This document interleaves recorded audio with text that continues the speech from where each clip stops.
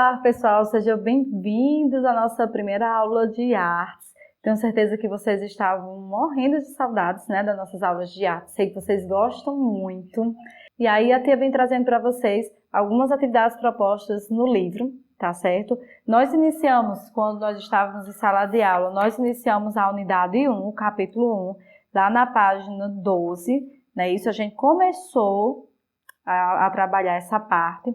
Só que aí a gente fez algumas atividades em sala com tintas, nós trabalhamos as cores primárias, nós vimos que se nós misturarmos uma cor a outra, vai surgir uma nova cor, né? Nós fizemos a atividade inicial, porém não deu tempo a gente concluir essas atividades, tá certo? Então, tem algumas atividades propostas no livro que é para vocês se divertirem um pouquinho em casa. Vocês vão desenhar, vão mostrar a criatividade de vocês, desenhar e pintar também, certo? Então, a primeira atividade proposta é a página 14.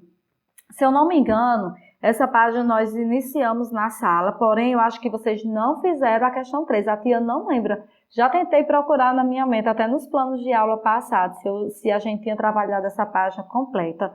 Mas eu tenho certeza que faltou o número 3, que diz o seguinte: se você fosse fazer uma natureza morta, que elementos escolheria para a sua composição? Faça o rascunho de sua obra.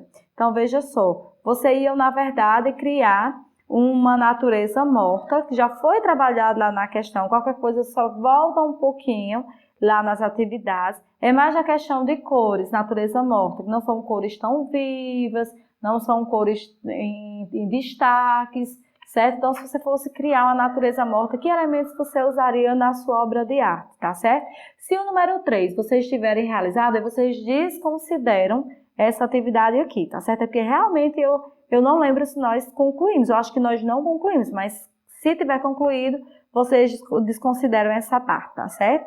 Aí, o que vocês vão fazer? Na página 15 do livro de arte, vocês vão observar uma tela que foi pintado pelo pintor Van Gogh, que representa o quarto onde ele dormia. E aí, gente, eu amo essa imagem, eu adoro as pinturas de Van Gogh.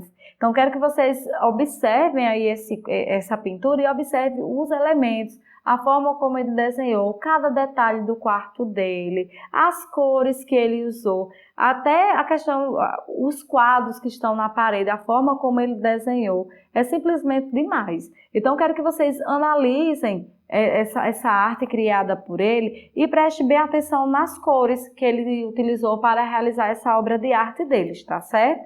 Então, na página seguinte, é aquela atividade de arte que nós realizamos já na sala, né, sobre as pinturas, sobre as misturas. Então, você não vai fazer nada aqui, só vai observar essa imagem aqui de Van Gogh na página 15.